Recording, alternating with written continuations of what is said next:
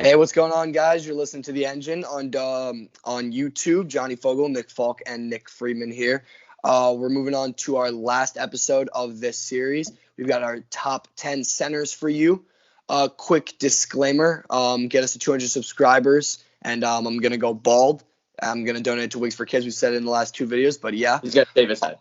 Yeah, going to shave my head. Anyways, pretty much what we do in this series is we made our top 10 lists of our top 10 centers, and then Nick Friedman graciously made a averaged out list of our three lists. But with that all being said, we're gonna go through it, and here's my top 10 list. Number 10, I had LaMarcus Aldridge. Number 9, I had Hassan Whiteside. Number 8, I had Clint Capella. Number 7, Montrezl Harrell. Number 6, Nikola Vucevic. Number 5, Andre Drummond. Number 4, Joel Embiid. 3, Rudy Gobert. 2, Karl-Anthony Towns, and 1, Nikola Jokic. All right, so I had 10 Clint Capella, 9 Steven Adams, 8 Nikola Vucevic, 7 Montrezl Harrell, 6 LaMarcus Aldridge, 5 Andre Drummond, 4 Karl-Anthony Towns, 3 Rudy Gobert, 1 Nikola Jokic, and 2 Nikola Jokic, and 1 Joel Embiid. I had 10 Steven Adams, 9 DeAndre Ayton, 8 Andre Drummond, 7 LaMarcus Aldridge, 6 Nikola Vucevic, 5 Montrezl Harrell, 4 Rudy Gobert, 3 Karl-Anthony Towns, 2 Joel Embiid, and 1 Nikola Jokic. And starting it out on the Engine Combined list, by the way, if you're confused with any of the positioning, all of it is based off of Basketball Reference. So to keep it consistent, there might be a guy like Anthony Davis who you think should be in the center episode, but he was actually in our power forward episode, which you should check out. But anyway, starting out the combined, number 10, Clint Capella. He's averaging a double-double, 14 and 14, I believe. He got traded from the Rockets to the Hawks, so that's kind of where I'm a little confused with him. I don't really see too much versatility in his game. He's pretty much just a screen and roll big guy, I believe, and all his game is pretty much in the interior. He's a good defender, but he doesn't really have a modernized game. Plus, I just don't really know what I'm getting out of him with the Atlanta Hawks on this new team and the new fit. Yeah, so for me with Capella, he's great in the pick and roll. He's a solid rim runner. He's really good on the interior, gets a couple good blocks, and he can also switch in the pick and roll, which is also the thing I love about him. He doesn't exactly show up on the box score, but he's really physical, solid player. He's really limited in offense, doesn't have any post moves, but I just think he fits really well with the Rockets. Like you said, the trade to the Hawks, I didn't really factor that in. I just was mainly focusing on how he played on the Rockets. I like Clint Capella. He does give you consistency, even though he's only played 39 games, so that's a little bit of a risk. But I do like what you can play with him because I know that he's bringing a defensive presence where he has 1.8 blocks a game. He's giving me about a steal a night. I think with Clint Capella, I'm never really asking him to score that many points, and I don't think the coach is ever going to do that, especially when he's on a team with Trae Young, and he used to be on a team with James Harden and Russell Westbrook. So I didn't really factor in the scoring aspect of it. What he does well is defense. He gets rebounds when he needs to. Like I said, he gets steals and blocks. He gets defensive rebounds, and he's proven to be clutch when he needs to be, not on the free throw line or not on scoring, but as a defensive asset. I just feel like a guy like DeAndre Ayton brings so much more offensive upside. That's why I had him on my list and not Clint Capella. And I'm just not really sure what Capella will do. I think there might be a reason the Rockets traded him. He doesn't really fit into the new small ball era of basketball. But at the same time, he does bring you that double-double. And if you need an interior defender, he's a good one. I think that works with a lot of these centers here. They don't really fit in the modern NBA. So at number 9, we're going to go with Steven Adams. Steven Adams is someone, I think he's averaging like 12 and 10 this year. Someone who doesn't really show up on the box score, one of the strongest players in the NBA. I think there's a stat where the Thunder they're first in the league in offensive rebounding when like he's on the court.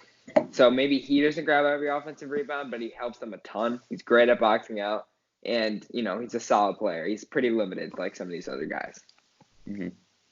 What I like about Steven Adams, like you said, he's not like a box score guy, but once again, same thing with Clint Capella. I'm not really asking him to be. I'm just asking him to play great defense for me, give me rebounds.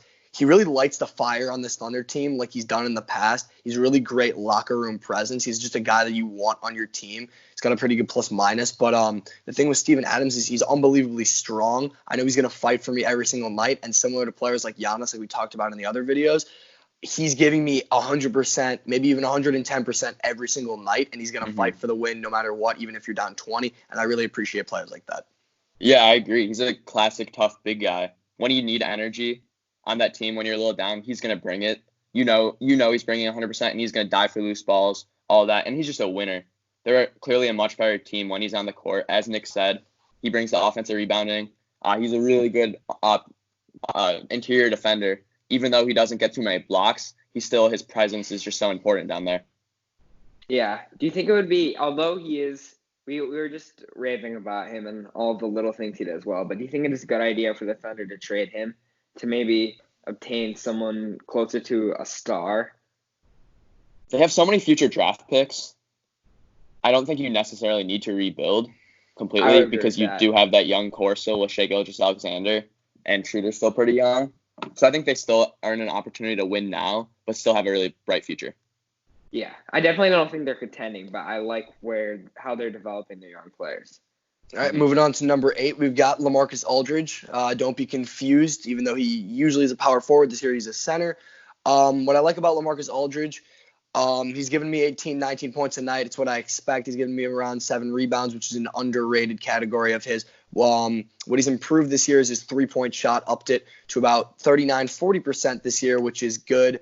It seems a little bit late, though, in his career for this to develop. He's been in the league for a while, and he never really had a three-point shot. He's always been a mid-range specialist. But under Popovich, even though Popovich likes the mid-range game, Aldridge has been bringing it back. As you said, he's shooting 39% from 3, and he's also shooting at a pretty high volume, especially compared to his past. So that's, even though it is too late in his career to make that huge jump, it still will help out the Spurs a lot. The reason he's not higher, though, on this overall list is even though that will help out the Spurs aren't in playoff picture, and they seem like a win-now team. So you just need to kind of question if this Aldridge, DeRozan, Popovich trio can have success. So the thing with the Spurs is they're really confusing because in my opinion, I've thought that Aldridge and DeRozan have had great years, 2 of the best years they've had in their career, even though they're probably past their prime. So, I don't really know why the Spurs are bad. I don't know if it's because of them, but I think they've had bright spots. Marcus Aldridge, as you said, from the three-point line, he's a great pick-and-pop player. That's what LaMarcus Aldridge is good for now. He used to be, back in the 2010s, a post-fadeaway guy, but that's kind of faded away from the NBA. I think for me, I have them lower on my list than you guys do. Just like what you said, they're just not winning like they should be. They have great players. They have young players. They've got DeJounte Murray, who I really like. But they have Greg Popovich, who's one of the best coaches in NBA history, and they're still not winning. And they're fighting for playoff spots with younger teams like the Grizzlies. I think I saw a stat, LeBron has more points, rebounds, steals, everything combined in the entire Grizzlies roster, and Greg Popovich can't beat that. So I don't really understand it. Yeah, that is a cool stat. I mean, I think it definitely is time for the Spurs to at least kind of blow it up. But as long as they have Pop, they'll kind of contend. And then at number 7, Nikola Vucevic of the Orlando Magic. He's putting up 19.5 points, 11 rebounds. He's had a very, very quiet year. You never really hear his name around the NBA. Even though he was an all-star last year, his stats really haven't gone down. I don't really know why no one's talking about him. Maybe because the Orlando Magic are pretty much the definition of average, a fringe East playoff team. And also he got his bag last year, signed a big extension, and hasn't really done anything with it. He hasn't taken that big step forward. He's trying to shoot threes this year, shooting a lot more than he has in the past, but still the percentage-wise, he's not good at it. At least he notices that he needs to extend his game. Yeah. I mean, he's a post-scoring player that doesn't work in the NBA right now. And nobody really cares about the Magic because he's not really doing anything to help them win after signing that big contract. And I think the reason everyone even noticed him last year was because the Lakers were interested in trading him for about a week. So it's pretty irrelevant, even though he's averaging 19 and 11, but he also struggles defensively. So I didn't have it as high as you guys.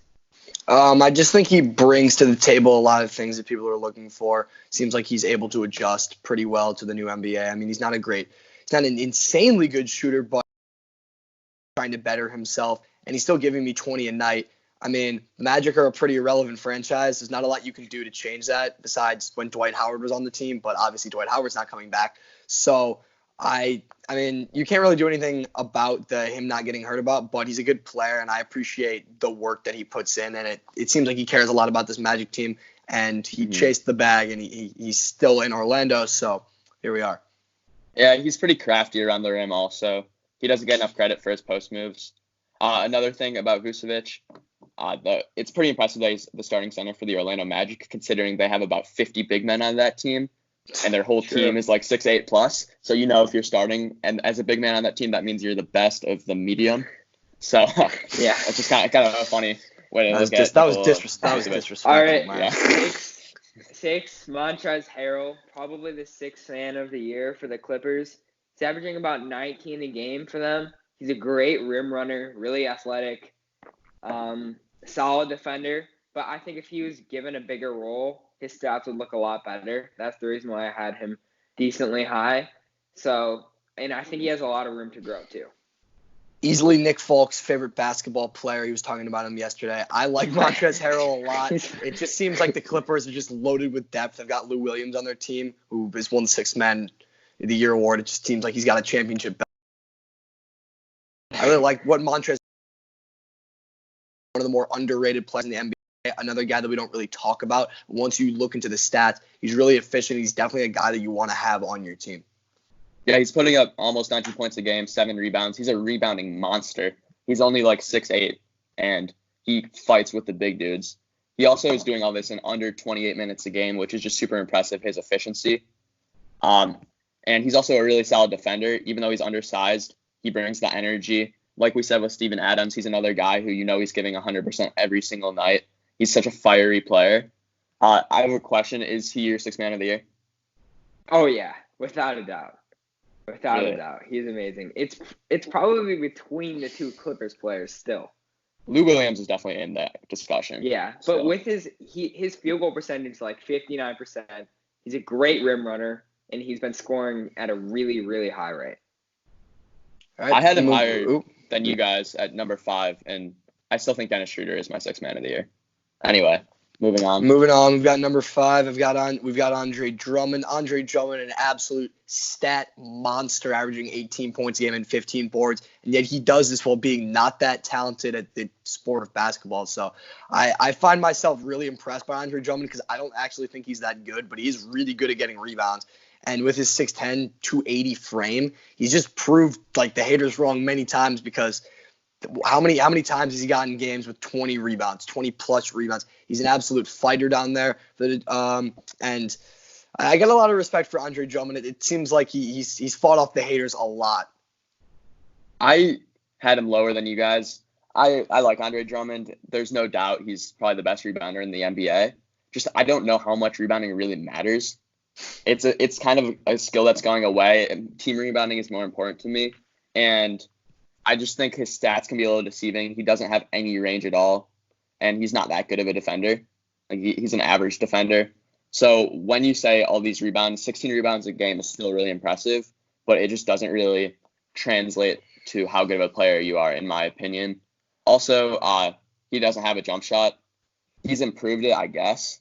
Like at least he's working on it, but he's still a bad shooter nonetheless. Shout out to Andre Drummond, though, for being positive after he got screwed and traded to the Cavs. Yeah.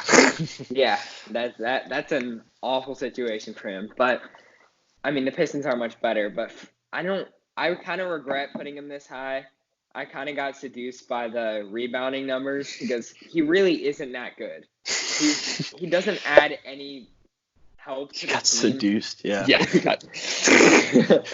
There's not much he adds to a team like the Cavs or the Pistons. He's just a solid player who doesn't add much offensive efficiency besides putting back putbacks. I don't think Andre Drummond can be on a successful team. Yeah, I think we all got seduced by the rebound numbers, but let's move on to the next one. Yeah, number 4, Rudy Gobert of the Utah Jazz. He's averaging 15 points a game, 13.5 rebounds, 2 blocks per game. I think no doubt he's the best interior defender in the league. Maybe the best defender, period, in the league. I'm not going to make any coronavirus jokes. But he is maybe the defensive player of the year. Number 4, he's one of the leaders of that Jazz team who are number 4 in the West. He has the highest defensive rating out of, I think, any player in the league. And just every team you just can't drive on Rudy Gobert. It's a fact. He takes away so much of an offensive game plan when you're going against Rudy Gobert. Yeah, he's the best at what he does. That's why I had him really high, and he's by far the best at what he does. He's by far the best at defensive efficiency inside the key, inside the paint. But that's the problem. He sucks at everything else. I actually had him pretty high just because you can't go inside the paint on the Jazz, which makes them such a good team. But he needs to expand his game, or this is his max potential basically. I had him higher than Joel Embiid. I had Rudy Gobert at 3, Joel Embiid at 4. But Rudy Gobert, unbelievable defender. The Stifle Tower, he's just standing in the paint. You just can't get past him. The thing with Rudy Gobert, the reason I had him higher than Joel Embiid, he's just played more games than him. Joel Embiid's played 44 games. Rudy Gobert's played 62. Rudy Gobert is not as injury prone. And the thing we talked about with Clint Capella, even though it's only 2 points more, that's 2 points that could have won the game. Like Rudy Gobert's averaging 15 a game. Clint Capella's averaging 13 a game. That could be big. Obviously, we're not asking him to score. I have Donovan Mitchell on my team if I'm the Jazz. So I don't really get angry when players aren't scoring. And also, even if he didn't score any points a game, he's preventing around 15, 16 points a night just because of how good he is in the paint. So I'm fine with putting him this high. I think it is clear the difference between number 5 center and number 4 center. There's just a clear top 4 centers in the league, and I'm not going to say I would put them in any 4 different directions, but you could make an argument for any single 4 different combination of those centers. The reason I have Gobert as my number 4, his game just still is pretty limited, but that defensive ability is tremendous. Yeah. All right, number 3, Karl Anthony Towns. He's averaging about 24 a game. He's averaging 27 a game. 27 a game. Yep. Are you sure? I thought that was he started 27 and 11. There you go. Wow. He started off really hot, and I don't know if it's translating to wins for the Timberwolves. That's why I had Gobert over Karl Anthony Towns. I'm not sure if he fits there. He's an amazing talent. He hasn't improved much defensively, but I just think that factor of Rudy Gobert being the best at what he does puts him over Towns, even though Towns is such an electric scorer. I think with Karl Anthony Towns, every time there's a number 1 pick out of, let's say, Kentucky, there's a lot of pressure on you to do well. And I'm just going to say, I was watching him play last night, his college in 2015 when he played the Wisconsin Badgers in the Final Four. He's an absolute animal, okay? He's relentless the way he goes to the hoop. He's still trying later in games. I think we need to see him on a team that's good in order to truly judge how really good he is, because 27 points a night and 11 rebounds for the Timberwolves isn't really doing it for me, considering that the Timberwolves aren't really winning. So I can see why you would say that Gobert is better, and Gobert's the best defender in the league, but we need to see Karl Anthony Towns on a winning team in order for me to really judge him, because earlier in the year, first 15 games, I was telling you guys, Karl Anthony Towns is the dark horse for the MVP. A lot of people were saying that.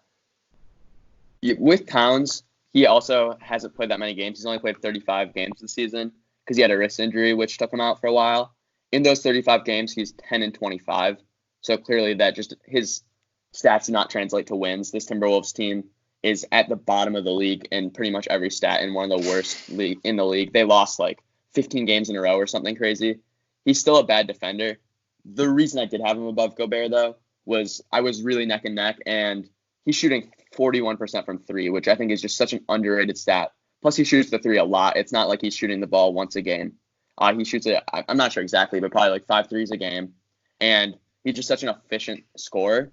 And what he brings offensively, he's really difficult to guard because of how he can stretch the game and still have that those post ability. So I just think he's such a great offensive player. And to me, offense is more important than defense. So that's where he went over the top. Yeah, but I think the factor is that you can't go inside the paint with Rudy Gobert, and Karl Anthony Towns adds some scoring to your team. That's the difference for me. And I think what Johnny said, we're going to have to see him with another superstar on a good team to truly evaluate him. Do you think D'Angelo Russell is that guy or not? No way. No. Hell no. Absolutely not. For me, I don't think the Timberwolves are that franchise. I don't think they can be a winning franchise. That's why. Do you guys think that Karl Anthony Towns should be traded, or the Timberwolves should trade him? I was hearing. I liked him on the Nets. Like, that was a good idea. Him and Devin Booker and Kyrie teaming up. That was the original idea. And then they got Kevin Durant. So obviously plans changed. But Karl-Anthony Towns is in one of the smallest markets in sports in Minnesota.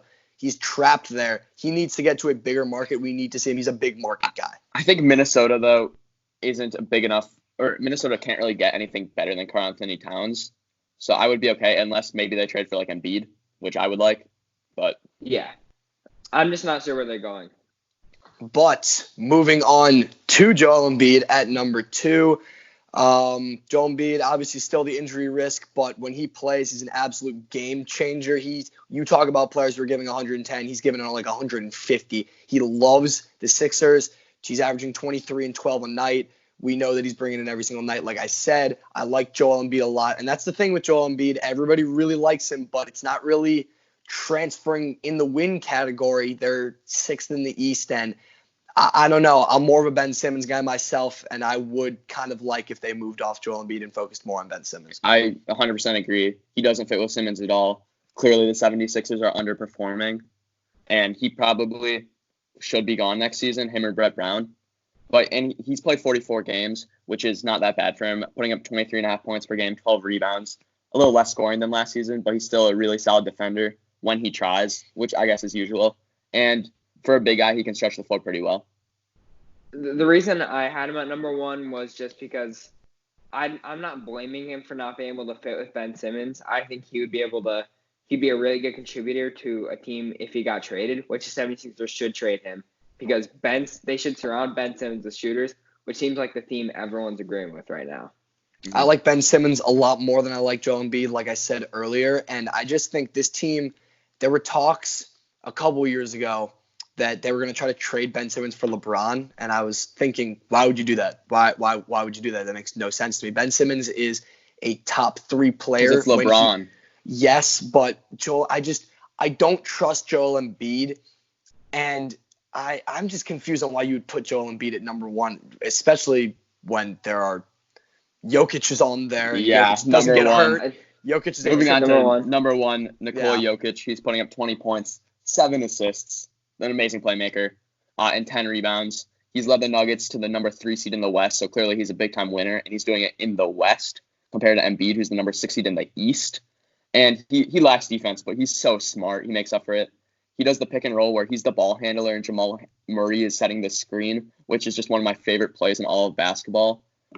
And, I mean, I don't know if he can lead the team to playoff success in the West yet, but just the way his IQ and how smart he is and his passing ability puts him over to that number 1 spot.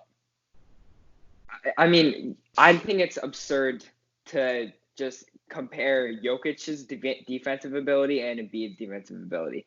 Embiid is a defensive player of the year type player, and Jokic is basically a liability at that center spot on defense. So I value defense more at the center position. That's the reason why I had Embiid higher, but I understand Jokic's greatness. I love Jokic. I love watching him play. He's come so far in 4 years. He's gone from averaging 10 points a game, like no assists, no rebounds. And this guy's averaging, 20 points a game now, 10 rebounds, 7 assists. He's an absolute monster. When you watch him play, this is not like any center that I've ever seen in my entire life. He moves like a guard. He's got guard handles. He's a great shooter.